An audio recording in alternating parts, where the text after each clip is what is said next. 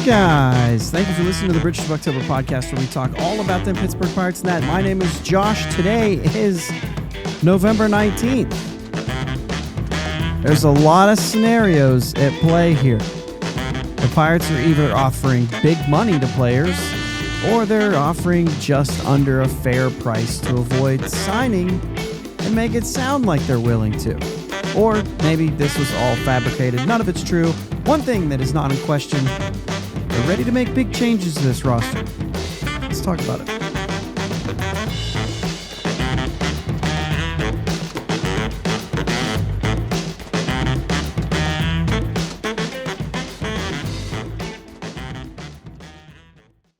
Good morning to all of you listening in the morning. Yeah, it is a good morning there, little man. Good afternoon and evening to everybody else. It is Wednesday. The Rule 5 deadline is over, and here we are. We're doing another one of these midweek shows, and I told you that I would try to pop in whenever something happened, whenever they were doing something, and, well, that's what this is. My plan for today's show, though, was to talk about Paul Skeens winning the Cy Young, the coaching additions that were made, the Rule 5 decisions that were made last night.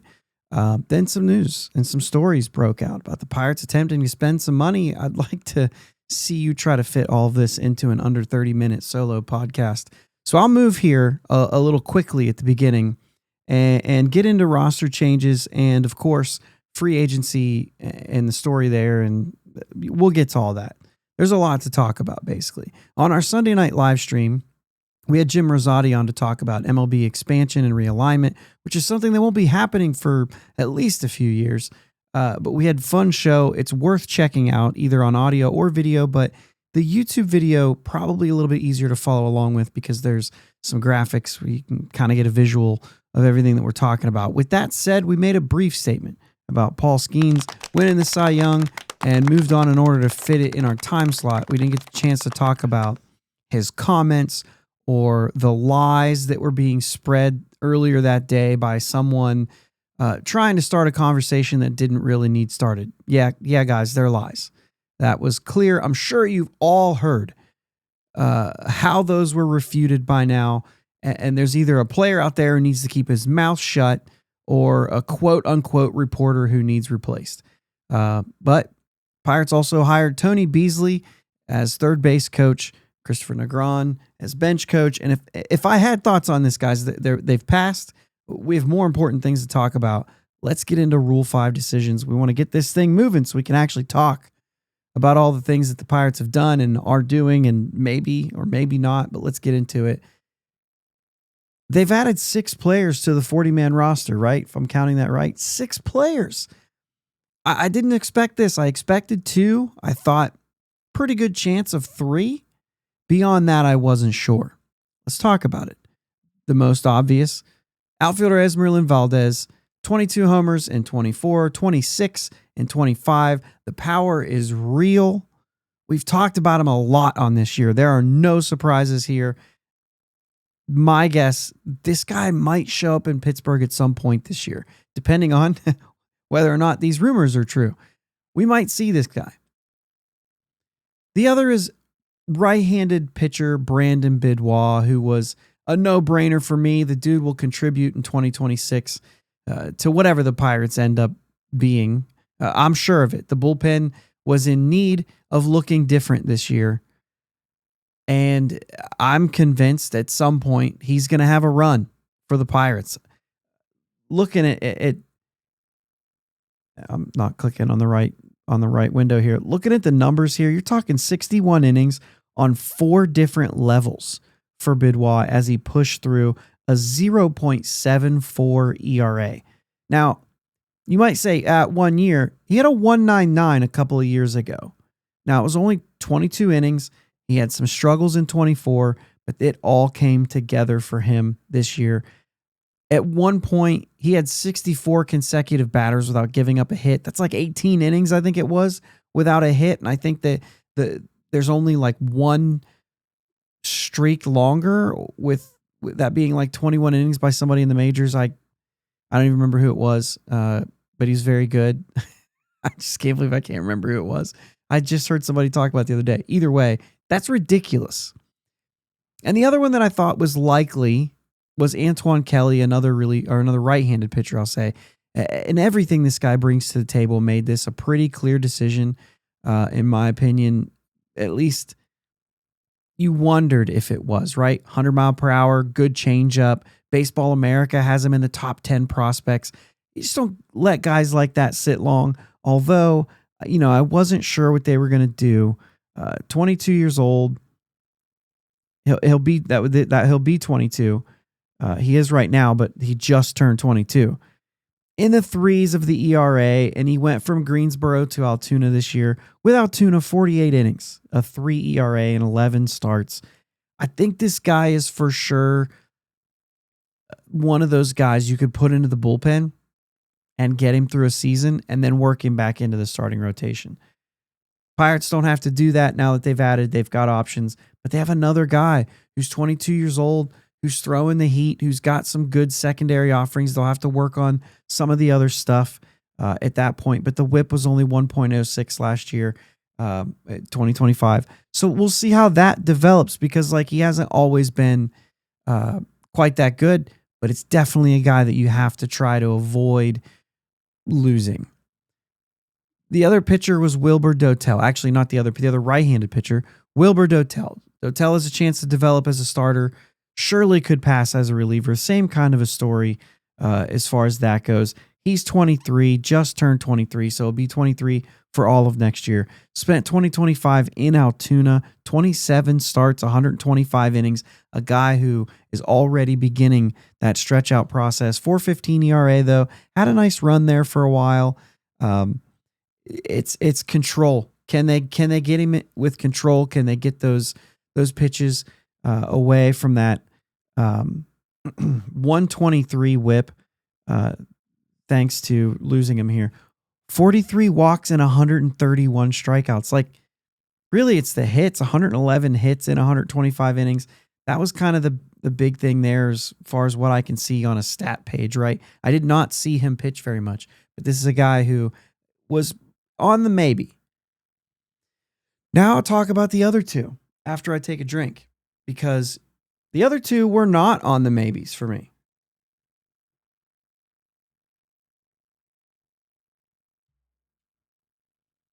I guess I'll start with the other pitcher, and there's beliefs out there of how to pronounce his last name. I'm not sure.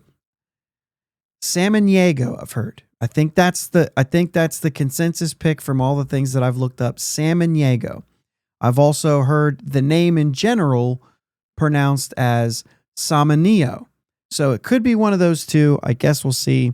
Tyler Samaniego, I'll go with, because that's what the Altoona Curve was calling him in their promotional videos. He'll be 27 next year. I think that's probably what I'm going to hold on to. This was a surprise. He is a lefty. That matters. There's not many of those, at least here. 27 next year. He's 26 right now, but his birthday is actually on January 30th. So he'll be 27. It makes sense to see what this guy's got. I won't argue against it because of the age, but I was surprised by this one. He spent 2025 with 4 different teams, going from rookie, it was just 2, and those are not really it. 7 innings with Greensboro even. The majority of it was just 26 innings, 20 outings, 3.08 ERA with Altoona. I don't know. There's not a whole lot there. He didn't walk a lot. He struck out a little over 1 an inning. You've seen a little bit from him. 2024, it was a 357. And then, before that, it was kind of a mixed bag. But those were 3 years in Altoona and not a whole lot of work. I don't know. I don't know what we're looking at. I wasn't expecting this. Don't even know what this guy's really throwing. Like I said, 27 years old. I'm probably not going to argue against it. He's probably a guy that starts off in AAA, and you just can't. I mean, what's Evan Sisk, I guess, right? He's the other lefty reliever out of the bullpen here. What's Evan Sisk? Could Samaniego be better than that? Sure. Could he do spot reliever role stuff? Yeah, I mean, we've had guys that probably have looked worse than that. So, sure. But it just was a surprise to me. And the last one is a position player. I know we said is Merlin, but that one was the obvious one. But I was surprised to see this one as well. Jack Brannigan. He'll be 25 next year. And I'm going to be explicit here. I have no idea what the Pirates are doing with this one. I have no clue. Brannigan will be 25 next year. He made it to Double-A for the first time in 2025. And he only played in 59 games due to a torn labrum that needed surgery that ended his season. In Double-A, he hit just 225, but he had a 329 on base. But still just a 687 OPS. You saw 23 and 24. He added some power, albeit 7 homers in Bradenton, 7 in Greensboro in 23. And then 18 homers. I'm looking at doubles. 7 home runs in Bradenton, 12 in Greensboro. We know what Greensboro can be sometimes for right-handed hitters. And it was in 11 less games that he hit the 12 homers in Greensboro. Then he hit 18 homers in Greensboro in 24. That dropped down to 5. Obviously not as much, but when you're going from a 834 OPS down to a 687, and then you get injured and you're 25 years old and you kind of bounce around the infield a little bit, obviously mostly at shortstop, but we've seen him a lot at third base. Guys, I'm not gonna lie, like no one is drafting this guy in a Rule 5 draft. At least not from where I'm looking at. I don't understand this at all. It's not the player that I don't believe in, right? It's not that I don't think that Brannigan could be a guy who comes up and plays a role that Jared Triolo should be playing, backup, bench role, do something, and anybody can develop into something better than that. You know that I'm consistent in that. But I can't see this guy being taken. And that's the part that gets me, is I just don't understand. We've let better guys be exposed to the Rule 5 draft than this. When you think of the injury and the decline that happened last year, just in Double-A at 25 years old, 24 years old, for the first time in Double-A, and he wasn't able to adjust to it. He surely, I guess at 25, he starts in Triple-A, I guess. But really, should he? He probably should still be in Double-A next year. Like, he hasn't proven he can do anything. I don't know. I can't figure this one out. Pitching, bullpen arms, I will always understand. I don't get this one. I'm sorry. I just don't get it. In order to make room, they designate 4 players. They had 2 spots open already. They designate 4 players. So the 40-man's full. Alexander Canario, which, I think none of us are really all that surprised, although I could see them sticking around with him too. Ronnie Simon, Colin Holderman, and Dowry Moretta. Dowry Moretta was a really big surprise for me. You have Johan Ramirez on this roster still. Now, maybe the Pirates have already made their decision on who it's going to be. We'll talk more about that as we move on. But there's some roster changes going on here. We've got 6 new guys. We've got 4 gone. Likely to be more on Friday. Cam Devaney has been released to sign with a team with the Hanshin Tigers in Japan. So he's gone. Barely here, but he's gone. Pham and Kutch are free agents. Kutch may return. Pham's not going to. But they've made other moves. Ji-Wan Bae was designated, claimed by the Mets. Leover Peguero designated, he's now a free agent. Jack Little designated, claimed by the Tigers. Dugan Darnell designated, claimed by the Tigers. Both those guys were just designated by the Tigers as well. Michael Darrell Hicks designated, outrighted to Indy. That's 11 players off this roster so far. 6 added so far. If anything, this team is starting to communicate for the first time with actions. Now, I said a lot at the end of last season that changes needed to be made, and it didn't matter what they were, right? The room needed changed, the roster, the coaching staff, all of those things, role players. Changes needed to be made to make things look different. new voices, new role players, all those different things start to take shape and look different. Holderman's been a sour spot for a while, right? Bay's been confusing and overused and then underused, but still overused because nobody really thought that there was anything there. We never knew if they even liked Peggy because of the same reasons. He never played when he was there. Even in the midst of hitting a 3-homer game, he got no playing time after. Canario never really seemed to have a place on this team, but was just kept there because they needed somebody. But we never really knew what kind of a role he would play and whether or not he was part of anything down the road. There's a slew of ins and outs, filler players, trying to get their chance to do something good like bullpen options. Guys like Ronnie Simon and Manuel Valdez you could put on that list. And this Friday is the non-tender deadline for controllable players, pre-arb and arb guys, and that's kind of what I'm alluding to is there's going to be more changes. You've got Yohan Ramirez still on this roster. He's a lock to be non-tendered on Friday. I can't imagine a world where he would be kept, which is why the Dowry Moretta thing surprised me. Why not just move Yohan Ramirez? Dowry Moretta, I think, is projected to make under $1 million in arbitration. So it's not a money move. He's essentially a league minimum player still. Yohan Ramirez estimated at $1.2 million in arbitration, and he's not been effective in the slightest. Maybe an outing or two. But for the most part, that's not a guy you can rely on. Not for $1.2 million when there's 17 guys available out there that you could sign to do the same thing. Maybe even to a minor league deal. Some question Joey Bart. He's estimated $2.7 million, the highest of this group. Personally, I'd tender him. Until you have a replacement, you don't have to go to arbitration with a guy. You can designate him before that. Now, if he accepts the contract that you tender, you still have to pay that salary to him. Everything's guaranteed, right? Despite only 4 home runs, Bart still had an OPS of 96, OPS plus, which is under league average. But guys, let's not kid around here.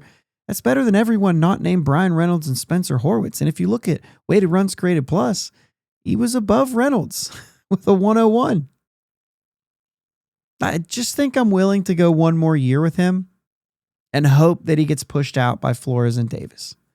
It's worth $2 to $3 million for me to keep a catcher that I have here. If you end up signing somebody else that can take his place and you designate him, that's fine too. Right? I don't know how that works. I'm sure Ethan will let me know if you tender him a contract and you designate him. I don't know what happens there. Either way, I'm doing it. It's worth that kind of a risk to me. Same with Jack Sawinski, estimated to make 1.7 in ARB. I feel the same way here as I do with Bart. You just need a replacement first. However, I also think that if Jack's ever going to be a major league regular, it's not going to happen here. So I'm making myself make a move if I non-tender him. And I think a lot of us would probably be willing to make that move. We've said it a million times on the show. You know that I like Jack. That's fine. That doesn't mean that I believe that it's going to work here as I did once before. I hope the best, but he's probably a pretty good candidate to not get a contract this Friday. I could see any of those guys. I could see a lot of guys. There's also pre-arb guys. They'll probably be tendered, but once moves are made, who could go? Will Robertson won't last the offseason on this team. Cam Sanders, I'm not sure why, again, you picked Dowry Moretta to let go before Cam Sanders. I don't get that one. Options? Maybe. I don't know. Even in Manuel Valdez, I've brought him up a couple times. Billy Cook, if he doesn't show power this coming year, he's not a part of this thing. Sung-Shae Chang, I haven't seen anything from him. I don't think he can hit. He can play defense, but I legitimately don't think he can hit. I don't see him being anything worth keeping a hold of that way.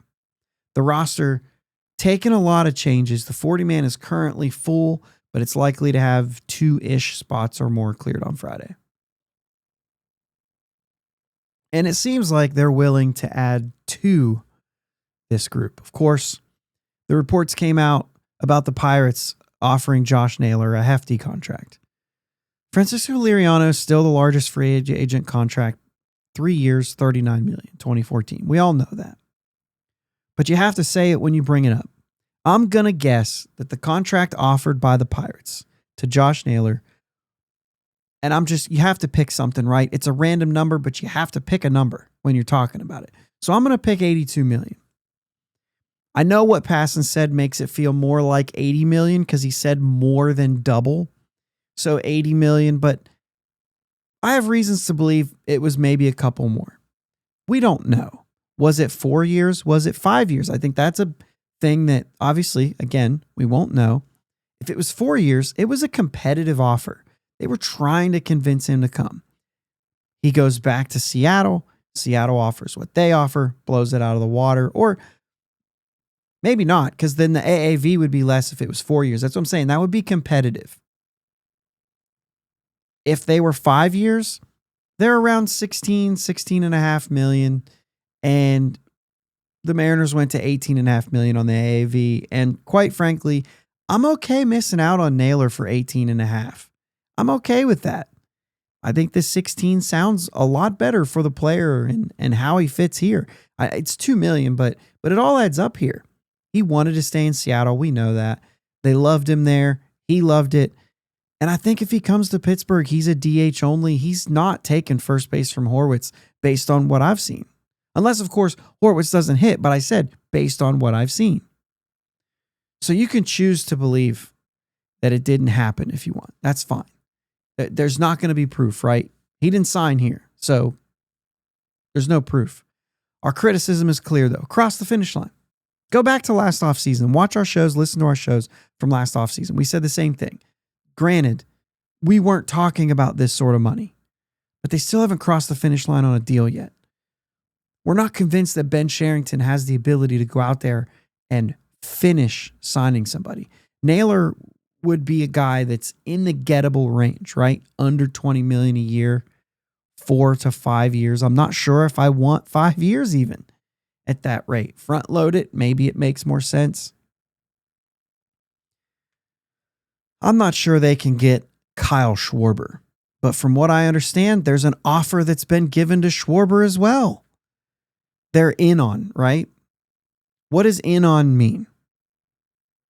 I don't know. He denied a qualifying offer.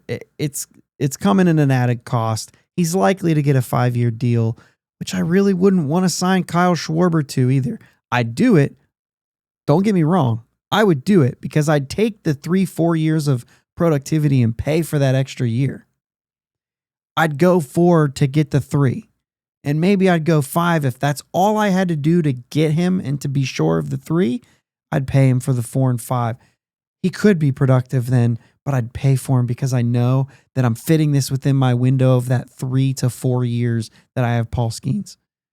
I'll overpay to get somebody here to do something like that, if that makes sense. He's going into his age 33 season. I'm totally good with those 3 years up to 36. Totally good. The 37, 38, I'm not so sure about. But I'd do it. I'd do it to get it. Sometimes you pay for those years just to get them for the good ones.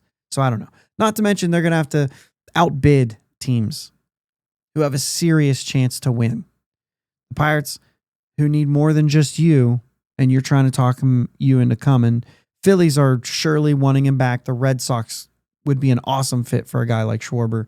I just think the Pirates are hard-pressed to make Schwarber an outstanding offer so high it'll beat those guys by 10 plus million. It would almost have to be, right? Total contract length. It would almost have to be 10 million or more than them in order to bring him to Pittsburgh. That's just what I'm saying. All that to say, Pirates are making it known that they want left-handed power. And they should want that. That makes sense. But they're willing to go get it. Or are they? Whether that's Schwarber or not, Bellinger, Polanco, Murakami, wherever it ends up going, I'm sure we'll hear him make an offer to Bellinger. We're going to hear it, right? Before too long, maybe the best fit of all of them, to be honest. If not, a trade is possible, even a secondary line free agent like Yastrzemski or O'Hearn, even Josh Bell, if you're just looking at DH. I don't know. But if they don't cross the finish line on something, it's not going to matter. It's going to be the same story that we've been hearing. I'm willing to believe that because they offered something as high as $80 million, that they're willing to go out there and make a move. Schwarber would likely cost a lot more than that. And Bellinger too. I think they're projected in the 130, 140 range for that 5-year deal where Naylor was 90 for the 5-year deal. So that's quite a bit more. They're going to have to, at that point, beat Brian Reynolds' contract, which is the most non-free agent, by a fair amount. Until we see something happen, I think we're better off being skeptical. I'd rather be surprised and excited than let down if you thought that something was going to change just because, this does feel a little more real, right? Like I said, I'm in the camp that believes that the offer was on the table and they were willing. Like, he could have signed an $80 million contract. He could have done it. He chose to sign somewhere else. If you're offering that kind of money, you have to be willing to pay it if they take it. Even if you think maybe the Pirates are going just low enough that the guy won't sign. And that's my biggest question. Are they going high enough to make it an impact decision to do it? Because like I said, they could say yes by putting that thing on the table. But are you assuring it doesn't get signed by going just too low? If you were $10 million less than the Mariners and he just made it to the postseason with the Mariners, you're not getting that player. Maybe you feel good about it. Maybe you roll your eyes. We're going to keep talking about it. And if they keep making changes at this rate, come this Friday, then maybe the stink of the last 2 seasons will begin to fade. I don't know. It's hard to tell what they're going to do. Trades are obviously in the cards as well. They'll add payroll by doing that. It's probably most likely that something like that gets done than Bellinger or Schwarber. And there's a lot of those guys that are those secondary guys that I'm not sure I'm primed to go to as well. And the last thing I'll say here is the stuff about Connor Griffin that Passan put out there. No kidding. That's all I'm saying. If he would have said they're ready to sign Connor Griffin to an extension, a major league contract, that would have been news. They should, but that would have been news. Saying that they're going to give him an opportunity to that's obvious, guys. So that's not news to me. So I don't really even care to go deep into that. Plus, I'm very close to that 30-minute spot that I told you I was going to try to stay under. So yes, Connor Griffin is going to get a shot. If anything, the skeptic in me would say that is just GM talk to, we're not going to pursue a shortstop. Is that pessimistic of me? I don't know. But that's how I feel. Pirates are, believe it or not, it's up to you. Believe it or not. Pirates are making moves. They're willing to spend some money on a left-handed power bat. Let's see if that happens. And let's see what happens Friday. We'll be back at it Sunday, unless, my goodness, they sign Kyle Schwarber. I don't see me popping back in until Sunday's show. Join the live stream Sunday. Thanks, guys. Let's go Bucs. Thanks for listening to the Bridge to Buctober podcast. Subscribing to your platform of choice is the best way to be notified for new episodes. And now, new episodes every weekday. Remember, live shows with my dad and Uncle Jake are Sundays at 9 p.m. Subscribe to the YouTube channel and join them in the live chat every Sunday. Follow them on Twitter, Facebook, and Instagram at Bridge2 Buctober. Clear the deck, cannonball coming, and let's go Bucs.